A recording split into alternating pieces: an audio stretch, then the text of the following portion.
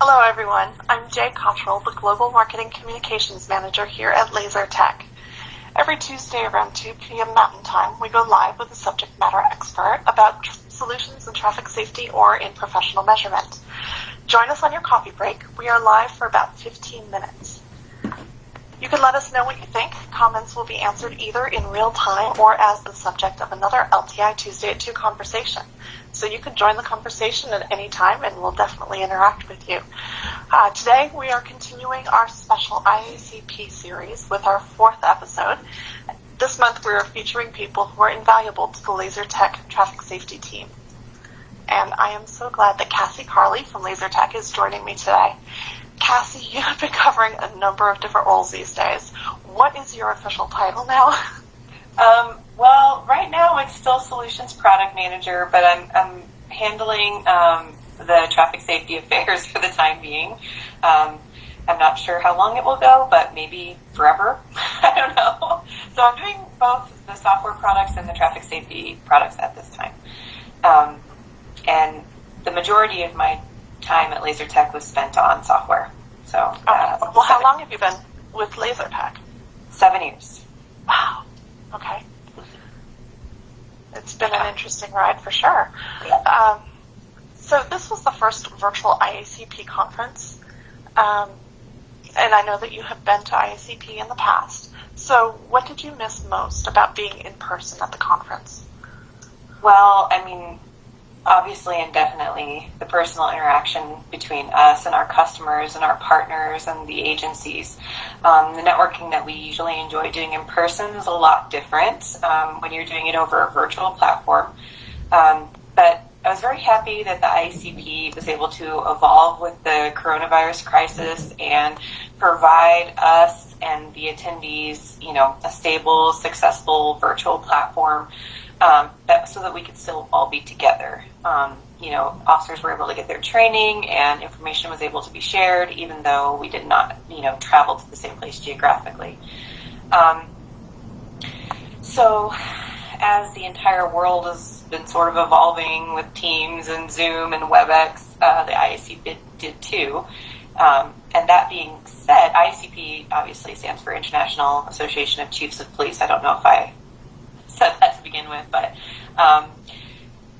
I was able to attend, like you said before, one time in the past, which was in 2014 in Orlando, Florida. So I have to say that it's hard to beat the energy of the show floor, the exhibit hall, and host Chiefs Night at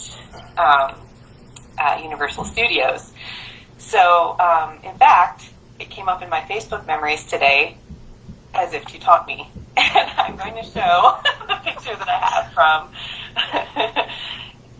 Universal Studios, IACP 2014. On this day, that's where I was. It's hard to beat the theme park experience, really. It is. You really can't. You really can't. But you can try. I mean, we can at least get the information shared and then hope that it won't be too much longer before we can all, be in the same space geographically again. So. Right. So there were a number of sessions that I felt were very timely at this IACP conference. Did you have a favorite session that you attended? Well, I attended a few of them. They're mostly all geared for officers, obviously, training and information that's valuable to them in their jobs. So I enjoyed the keynote session, obviously, but they offered a ton of options, covered topics for domestic and international, that were relevant to both. More than 40 countries were represented. They had 175 classes with more than 400 speakers because, they had like joint speakers going on. And then our online exhibit hall where we were a presence at the show had, over 160 vendors. So I think I liked the keynote session the best with Steve Stevens because he sort of laid out the organization's focus for this past year, where they were focusing on things like providing COVID-19 resources for policing, community police engagement, officer suicide prevention, which I was shocked to learn that deaths from suicide this past year surpassed line of duty deaths. and then their initiative for global road safety. I found that initiative very interesting, how they were able to partner with the Bloomberg philanthropies and get things started in a number of different countries around the world. And I've asked Cass Stevens to come back on next year when he's had a chance to follow those through a little bit longer and let us know how they're going. So I'm looking forward to seeing that. Right. Yeah.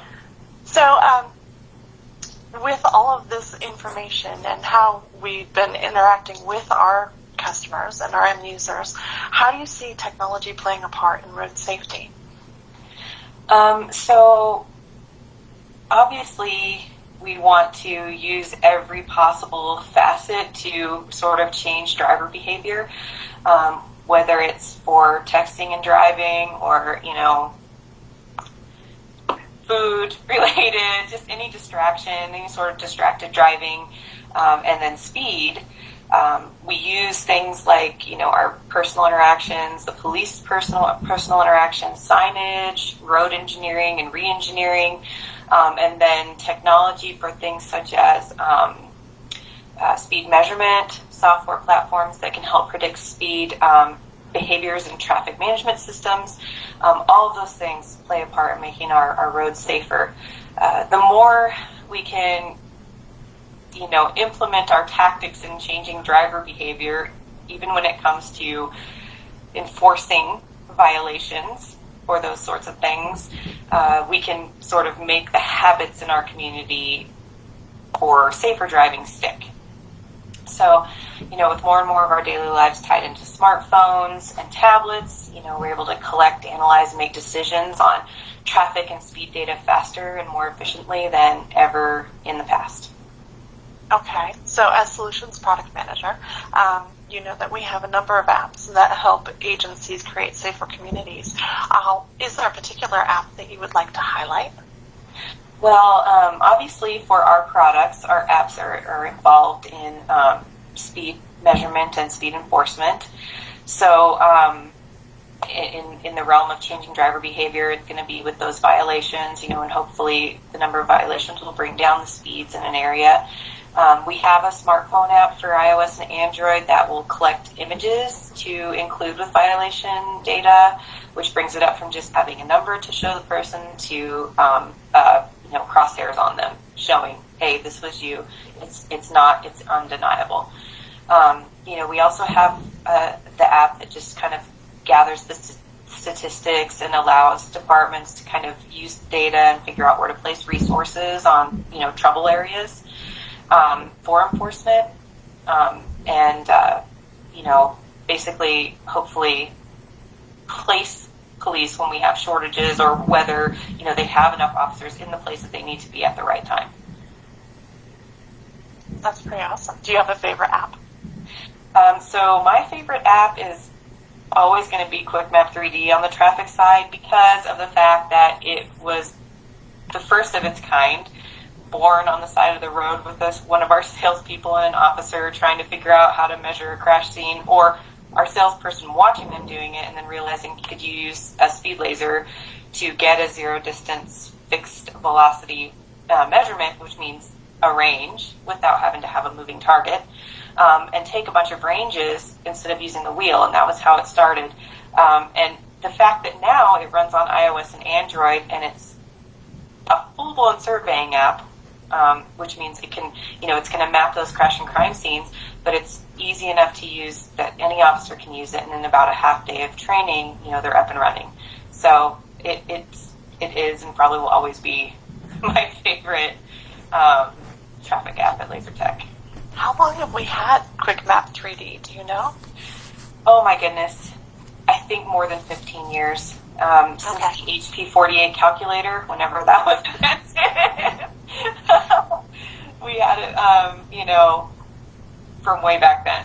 So, and as far as I know, it's the very first method for collecting the measurements that you could take with one of our speed lasers on the side of the road.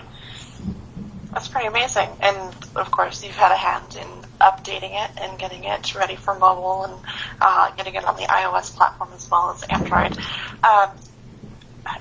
how do you say it would be received by the police precincts and everyone who is measuring crash sites or other incidents that have happened? As far as I know, we're the only ones on Android and iOS. I think maybe one other app might be on Android only. And I remember when we released it, it was very popular. So, many of the people who already had lasers that were communicating with QuickMap and maybe couldn't communicate wirelessly were upgrading their lasers to get the laser that could work with Android and iOS because it was just so much simpler, and the updates happen automatically through the App Store or Google Play. And it just, all the resources that you could use to troubleshoot yourself or just right on board. You just needed a lot less interaction for technical support and things like that. So it did take hold, and many of our existing customers, which we have quite a few, for that niche, converted. Yeah. Wow. Well, then it's pretty useful. Yeah. Yeah. So one of my last questions is in honor of Vinny, who is a longtime fan. He likes to know what everybody's favorite pizza topping is. So, do you have a favorite pizza topping? So I thought about this, and I knew you were going to ask me. And last time my answer was artichoke hearts, and I believe that is. I was like, will I change it or will I maintain consistency from the last Tuesday at 2? I think it's still artichoke hearts. It's my very favorite pizza topping, and it sounds fancy, but vegetable on pizza, it's all right. It's good. It's good for a vegetable. It's good. Right. So. Well, Kassie, thank you so much for taking the time out of your day to join me on the Facebook Live. Is there anything else that you would like to highlight before we sign off today? I would just like to remind everyone to focus on the road, stay off your phone, including myself, and try to move at the posted speeds because nothing is more important than getting home. So, that's it. And definitely drive with the current weather conditions in mind. We've had a pretty cold couple of days, right. And the roads are icy, so you might want to slow down just a smidge. Just a little. Yeah. I'd like to thank everyone else who has joined us today. To be alerted about upcoming Tuesday at 2 events, you hit the like button and follow LaserTech's page. Looking ahead next week on November 3rd, we'll be talking about some solutions that are needed in professional measurement. You can go ahead and post your questions below, and we may include them in an upcoming Q&A session. So until then, drive safe, everyone.